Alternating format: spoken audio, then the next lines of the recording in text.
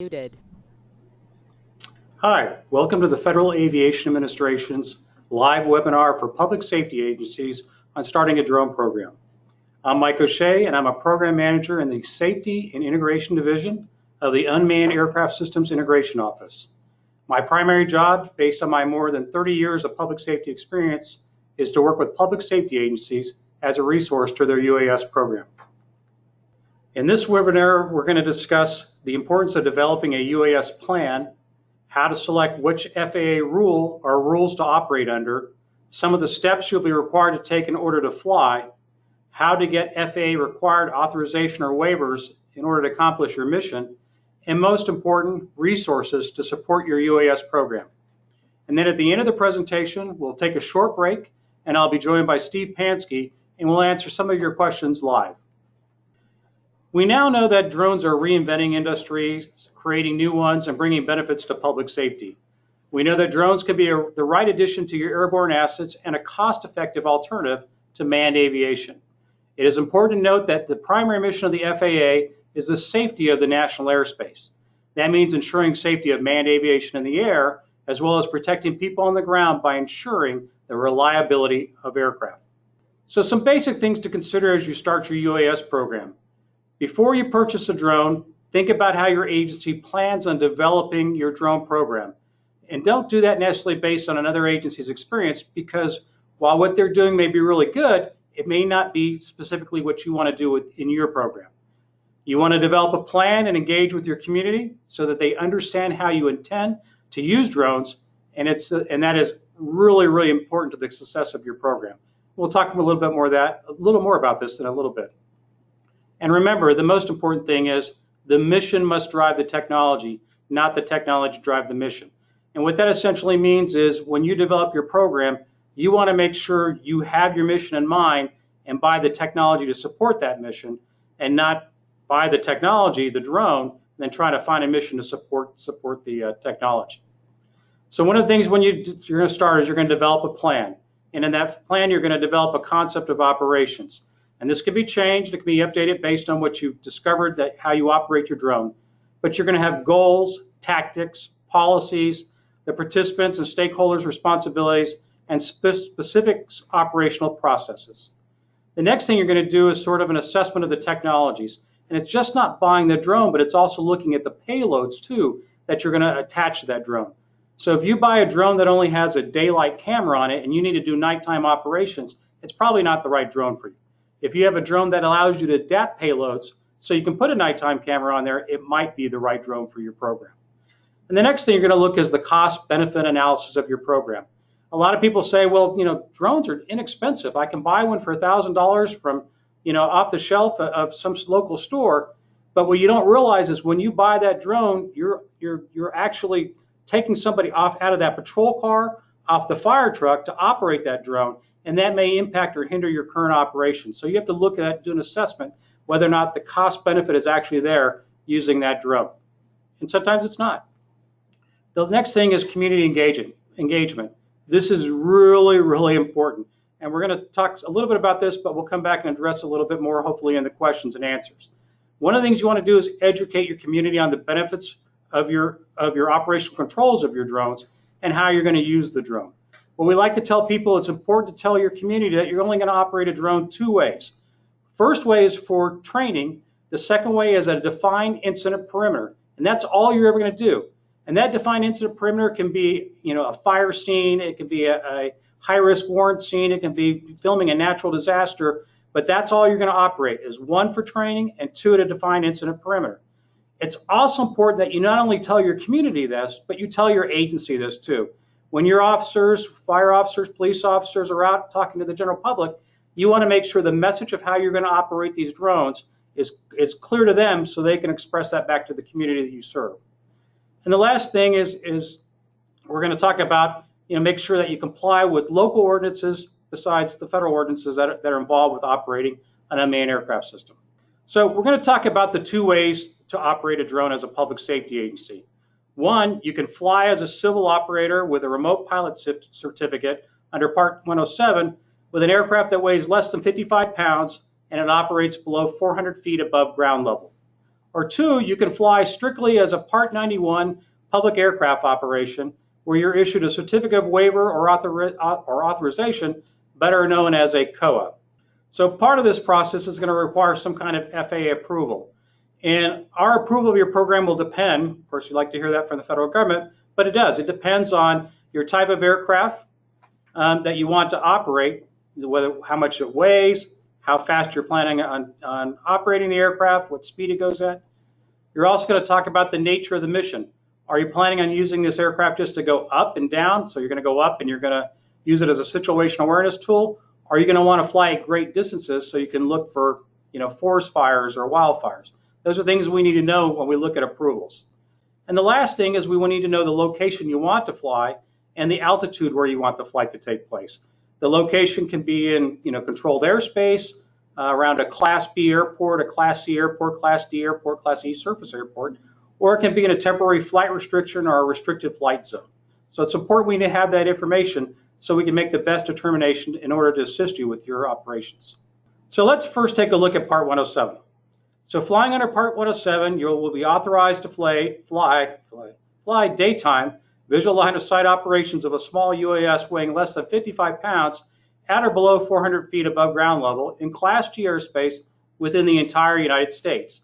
It is important to note that you have to have a remote pilot certificate in order to operate under Part 107. So for operations that exceed the Part 107 authorization, you're able to use LANC, and LANC stands for Low Altitude Authorization Notification Capability, that allows flights in controlled airspace up to certain altitudes where applicable. And that's done through the facility map altitudes that the airports have. You can get waivers to many of the restrictions that 107 has, with the exception of weight of the aircraft through the FAA drone zone process. Now let's look at public aircraft. So there's some initial criteria you have to meet if you want to even be considered to operate under as a public aircraft operator or Part 91 operator. You must be part of a state government, a political subdivision, or another government entity and have certification in writing by the state attorney general or other qualified state entity, and it must be accepted by the FAA.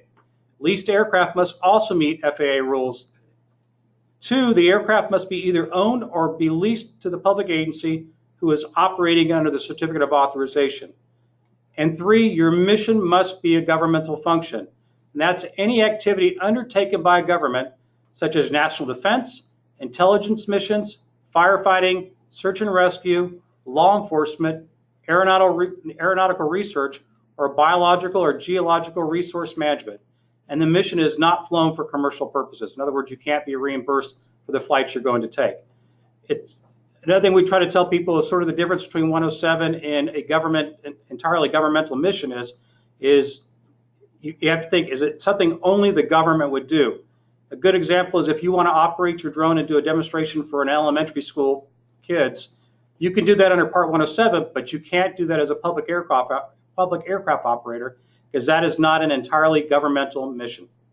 So to get that certificate of authorization or COA, there is an application process and steps you have to follow. The first step is you have to do a public declaration letter.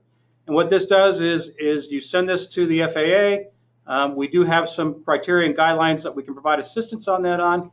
And what they do is they look at it and they validate it to the FAA's Office of Chief Counsel. Step 2 is access to the COA online application, and that's through the My Access Online Program Validation System within the Federal Aviation Administration. And step 3, you have to prepare the necessary documents prior to completing the online applications. And that means you have to have an executive summary that describes the CONOPS, an operational summary that describes the flight mission. You have to have a system description of the UAS technology to include the performance capability of the unmanned aircraft. You have to have an airworthiness release statement on your agency's letterhead, dated and signed by the accountable executive declaring the airworthiness of the aircraft. You have to tell us what your loss link procedure for that aircraft is, and you have to tell us what your loss communication procedure is for that aircraft.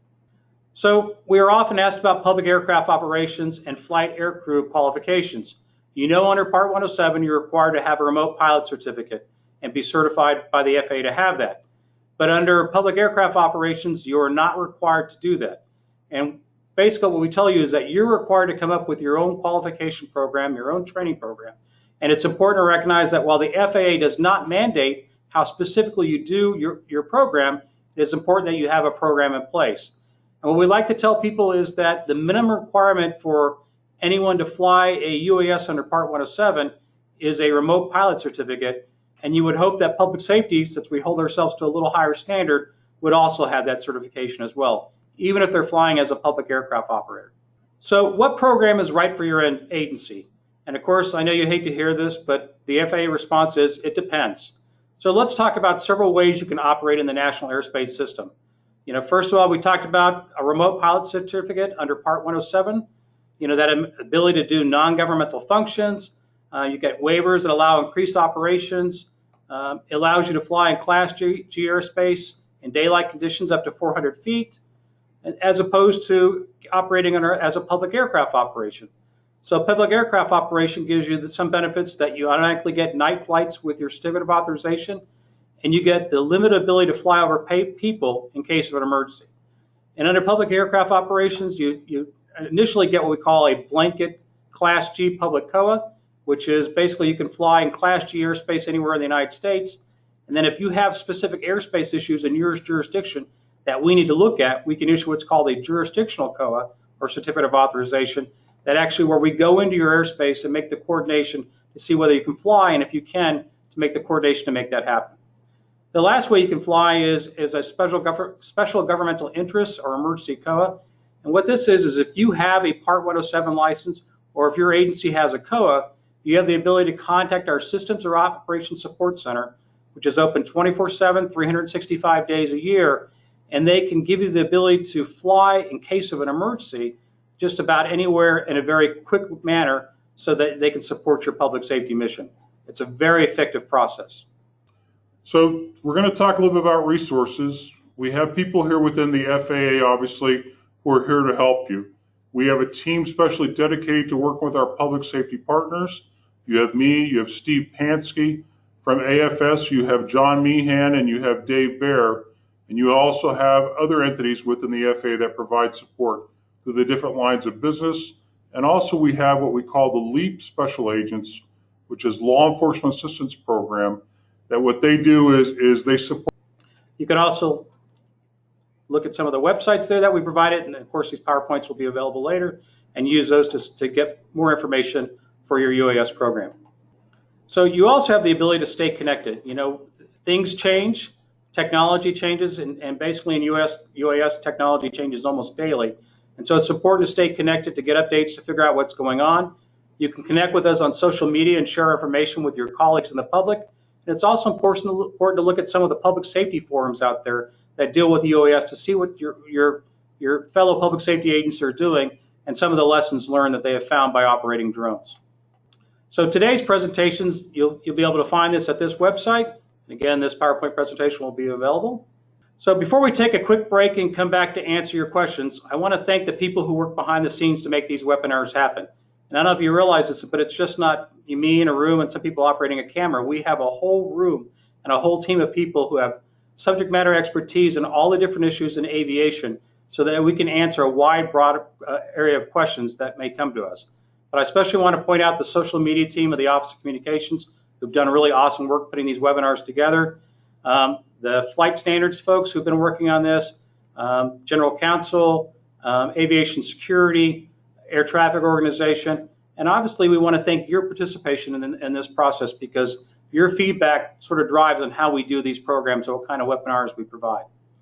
If you would like us to answer your questions live, when you ask your question, please type LIVE, live, in front of your question, and we'll try to answer as many questions as possible in the time we have, and we'll post all questions and answers on our website in the next week.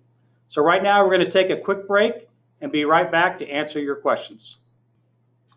So thanks for waiting for the question and answer portion. I'm joined by Steve Pansky, who is an FAA subject matter expert when it comes to public safety agencies' drone programs. As a reminder, if you would like us to answer your questions live, please type LIVE in front of your question.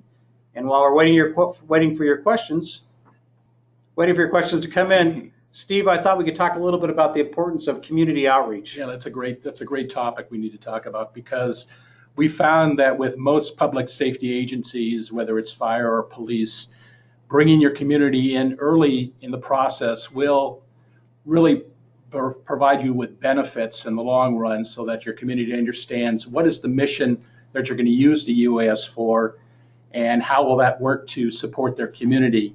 And if you don't tell them what's going on, as you would imagine, they will make up their own mind as to what they believe you're going to use the UAS for, and that's problematic, obviously, for your communities. So we got some questions from some folks. One is, how can I get a hold of the FAA to start working on my application? I'm guessing they're talking about a certificate of authorization.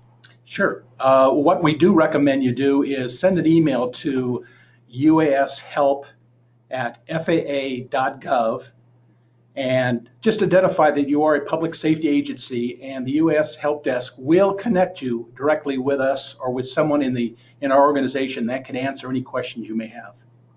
So we get a lot of questions from people, Steve, on how long does it take for us to process a COA? First, the Class G blanket COA that automatically comes with your COA, and a jurisdictional COA. What's the average length of time? So normally, because the Class G blanket COA is within obviously the Class G airspace, we've actually got that down really, really well to where once we get a good application that's been submitted to the FAA, normally about 5 business days, we can turn those applications around and have an approved COA in your hand. However, as you can imagine, with a jurisdictional COA, when potentially you're going to be operating in controlled airspace, Class Delta, Surface Class Echo, Class Charlie, or Class Bravo airspace, we have to actually go out and communicate and coordinate with the air traffic control facilities that have jurisdictional responsibility for that airspace. As such, it does take a little bit longer. We normally say, give us about 60 business days to turn those around. Again, it really depends on how large of a COA you're asking for and how complex the airspace is. So I know that you answered if people have a question about starting their public safety drone operation. You gave them a website, uashelp@faa.gov. But what's the best website to get started as a public operator if you just want to do some research and look at what are the rules and regulations? Absolutely. Well, what we actually like people to do is exactly do that. Go to the faa.gov/UAS, and that'll give you the vast knowledge of everything, whether you're dealing with Part 107, when they're operating as a public aircraft operator, and you can learn what's required for you to have the information necessary to be able to take your 107 pilot certificate license and all the other waiver processes that you may need to go through. It's all provided to you at that website. So I've got a real emergency going on. You know, we have a fire or something where I need to actually launch a drone right away. Can I just call the tower and start flying? Unfortunately, no, that's not an option for you to do. What we are asking you to do is utilize the System Operations Support Center. That, again, that's our 24-hour-a-day, 7-day-a-week, 365-day-a-year operational facility where you can provide them with the operational location where you need to fly. They'll do all the coordination for you and get you that approval to be able to fly that operation. We get a lot of questions from people about what they can and they can't do under their COA or Part 91 public aircraft operation. Does the COA allow a fire department to conduct training flights, specifically initial and recurrent pilot training and training for emergency incident responses? So what we'd like to tell the fire and even the police agencies when they talk about training, if you're going to use the UAS as part of your mission, a tool for you, if you will, as part of that for training purposes, definitely you can operate under the COA to conduct those types of training missions. However, if I was going to use the UAS, let's say to take photographic images of the police academy or the fire academy as a means of demonstrating to the public the types of things that those individuals are going through for training, then it sort of falls outside the definition of the governmental function, in which case you would need to operate under Part 107. So we're asked a lot. I was just asked this weekend at the International Hazmat Response Conference, can a public entity hire a private consultant to fill out applications on their behalf? They certainly can. What we are going to require, though, from the consultant is that they get an email or a letter on the agency's letterhead that they provide to the FAA to acknowledge that, in fact, they are authorized, the consultant, to be able to represent the public safety agency in the processing of their COA, and then we can work directly with them. Without that, we unfortunately have to deal directly with the public agency. So does a state government have to fly every mission they fly as a public aircraft operator? Well, no, they don't have to. If we're talking about a public agency wanting to fly missions that don't meet the definition of a governmental function, they can operate under Part 107 to fly those types of missions. However, if in fact they want to exercise the COA, the Certificate of Authorization, and the conditions and provisions of that COA, they must fly a mission that meets the definition of a governmental function. So can a public safety agency that it's operating under Part 107, can they get a waiver? I know the Part 107 remote pilot certificates are issued to the individual, but can they get a waiver for their entire department for night operations? Yes, they can. When they go to the FAA web portal drone zone and they apply for a waiver, let's say a 10729, which would be requesting a waiver for night operations, what they can do is within the waiver itself, they can identify that in fact they want to exercise this waiver, this authorization for their entire agency to be able to operate under that approval, in which case they can, whenever a Part 107 pilot is operated under that agency's direction, then in fact they would be able to exercise the conditions and provisions of that waiver. So as a public safety agency, can you operate as both a 107 and as a public aircraft under Part 91? Well, as a public agency, we often recommend that why don't you hold both a Part 107 and a COA? You want to pick whatever program that is best going to get you airborne in the quickest amount of time. However, we do caution you to say, before you launch your airplane, you must make a conscious decision to say, I'm conducting this mission either under Part 107 or I'm conducting this mission under the COA, whether it's a blanket COA or the jurisdictional COA. And oh, by the way, you cannot mix and match. You cannot take the best of all three of those programs and make it into your own personal program. You must stay, as we like to say, in the swim lane of whatever that particular program is and fly under the conditions and provisions of that program. So a question we often get is, does the type of aircraft actually matter? And this is a question from someone who's interested in purchasing a fixed wing craft, and they'd be interested in getting a public safety COA. Well, as it was mentioned earlier, you're going to want to do some pre-work for your agency to determine what is the best technology I'm going to be able to utilize that's going to meet my mission. And if I need to operate over wider distances and areas, I may want to move to a fixed wing variant type aircraft to be able to conduct those missions. All we need to do for the COA is we need to actually, within the COA, identify what that aircraft is, and you'll provide the information on that specific aircraft so that we can do an assessment of it. So are there steps or different requirements federal agencies should take to fly as a public aircraft operator? I don't know. Are there? So we know they don't have to do a public declaration letter because if they're federal government, we already consider them government. Sure, that is correct. The only different steps are that one. We've recognized that in fact a federal agency is a governmental. They meet the governmental definition, so we don't have to go and request a public declaration letter from them. Very good.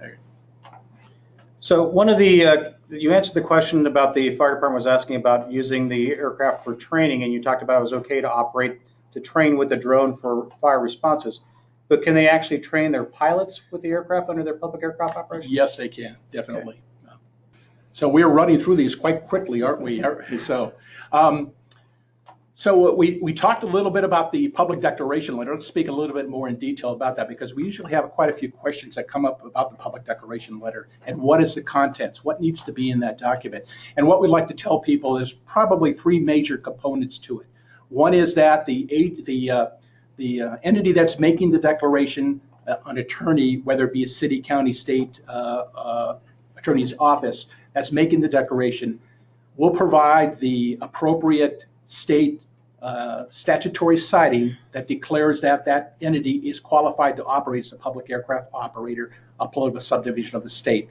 The second thing that the document must contain is that they are going to be in compliance with Title 49 USC 40125 A2, that they are only going to operate as a governmental function. And then thirdly, we'd like to see them also acknowledge under 40125B that in fact, they are not going to operate the aircraft for compensation or hire and as obviously commercial purposes. So that's important. Those three items be part of the declaration letter that is dated and signed by the accountable individual from the attorney's office that's providing that information to the FAA. And so those codes you mentioned, those are basically talking about what? They're talking about, what is and what isn't a governmental agency, what is and what isn't a governmental function? Exactly. They're under Title 49 USC. And you can find those specific there. And if you go to the FAA website, you'll be able to provide you with information on that specifically about those areas.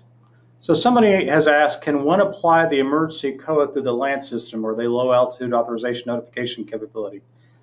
If not, they want to know what the direct number or website to apply for I'm guessing, a special governmental interest operation. Sure.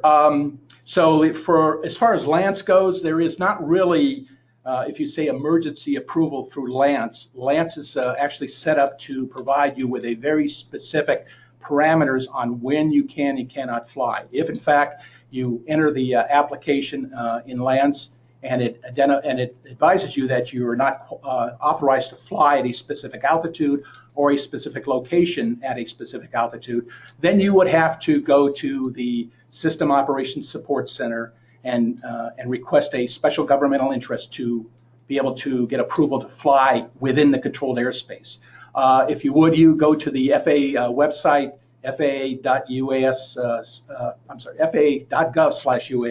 We'll be able to provide you with the contact information and the specifics on the information that the System Operations Support Center is going to request from you to be able to gain that approval to be able to fly. So one of the questions we got was, what mistakes do public agencies make when starting a drone program? And one of the biggest mistakes we see people do is actually go out and buy the drone before they actually determine what their program is going to be. There are a lot of agencies out there that have very expensive drones that are sitting on shelves for the very reason they bought them first, because it was sort of the shiny object. And then when they figured out exactly what they were going to do, the drone did not meet their operational purposes. And the other big one that we see a lot of is the issue of not really informing your community of the fact that you are going to be starting up a U.S. program and how you're going to be utilizing that for public safety. And again, as we mentioned before, that becomes problematic because, as we know, the community will make up their own determination of what's going to be used for unless you were very upfront with them on how that program is going to be utilized. So I want to thank everybody for your questions and your participation in this process. I think that's really, really important. And I want you to know that we are here as a resource for public safety. We believe in your mission and we want to support it. And we think this has been a really great webinar. And we'll try to answer any other additional questions we get. We'll follow up and post them on our website next week. But we thank you for participating. Have a good day.